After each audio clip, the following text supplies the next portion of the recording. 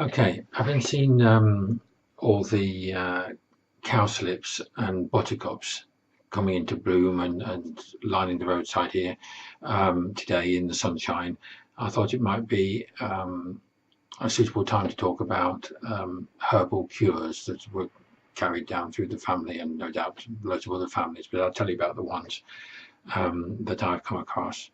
Um, One is for arthritis and um, I suppose joint problems then. Um, was it dandelion and burdock leaves made into an infusion? Um, I'm sure that dandelion and burdock pop even would help. And the other thing that was recommended as a protection against that was fish, both whitefish and shellfish. Um, Oily fish as well, but I think what was in mind at the time would be herrings and um, kippers, that sort of thing, rather than salmon, which was out of reach of ordinary people way back, unless you had access to a river, which with a license and everything. So generally speaking, it wasn't salmon. Um, it wasn't all that common for people to have the serious problems with joints that they get now, although it did certainly happen.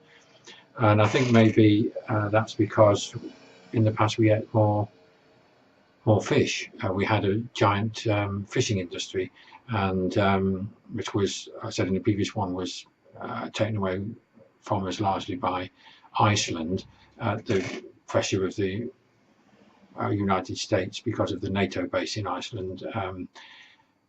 The British government gave in to them for the Cod War. Now, whether the fish would still be there these days anyway, it's hard to say. But anyway, those were the things recommended for that.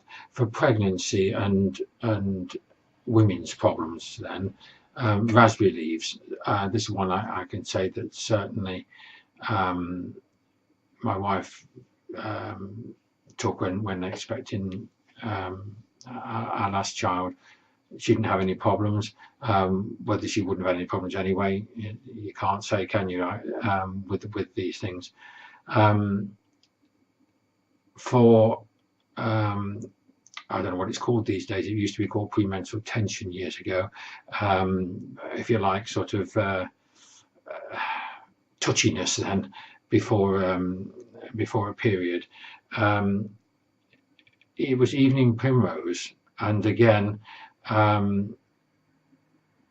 to have leafy greens and fish were recommended.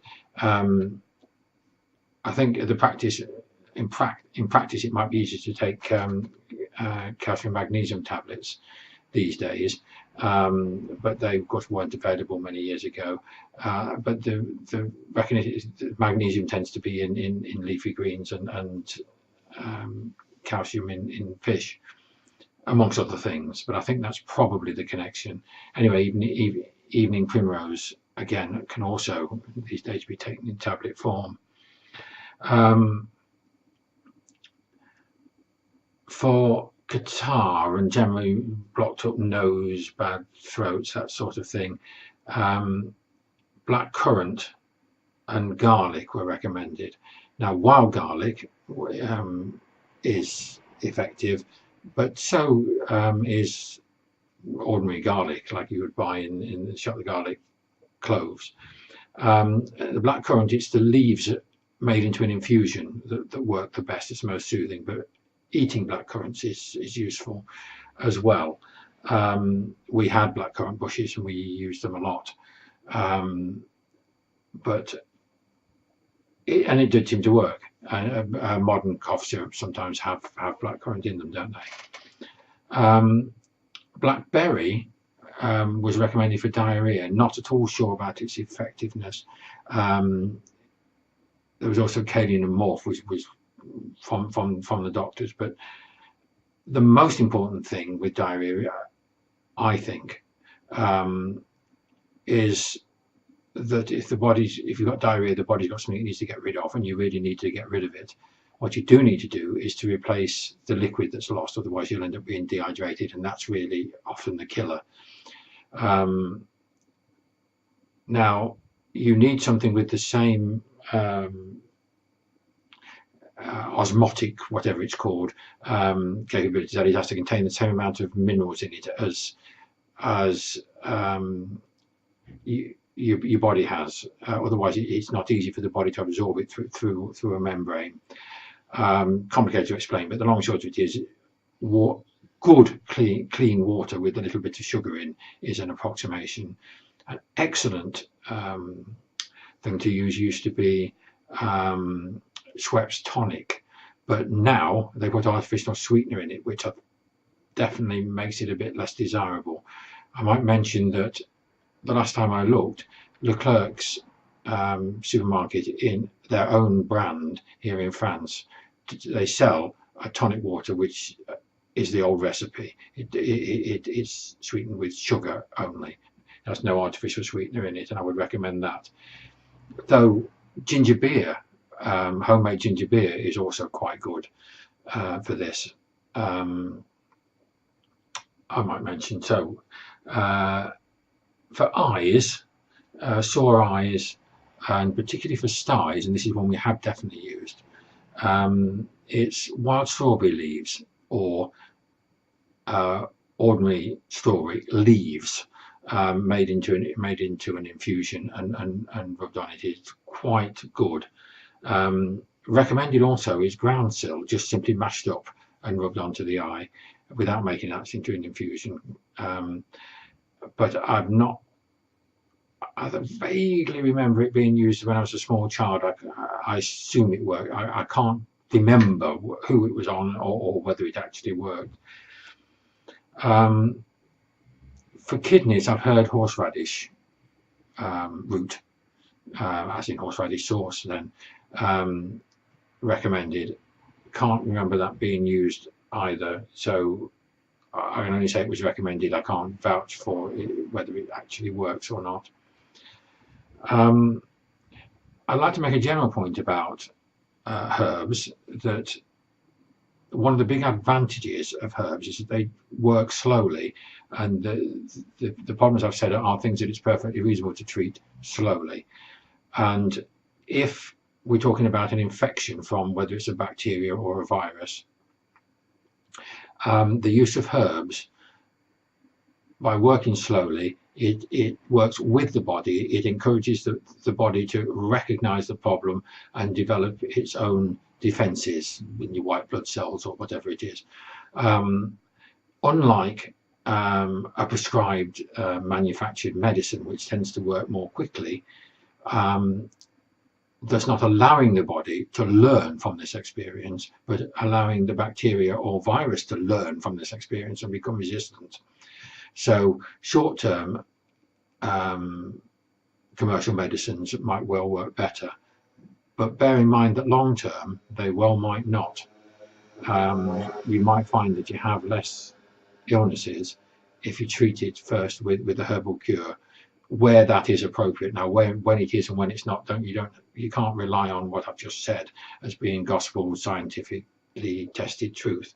You'll need to do that research yourself. But bear in mind the advantage if you can get a proven herbal remedy and find yourself that it works, preferably with doctor's consent and so on. Bear in mind this big advantage that it will have over a commercial cure. And some of the herbal remedies are simply a matter of eating a food you would have eaten anyway. You may, make sure that you do eat it rather than not eat it. This brings me to another remedy for what might be termed as frozen shoulder.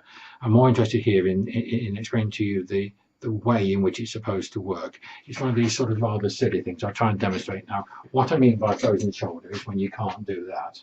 It hurts when you get sort of here. Now, I had this problem myself a while back, and I certainly couldn't do that. Now you can see I can do that with either hand. And the cure is actually to make your arm move.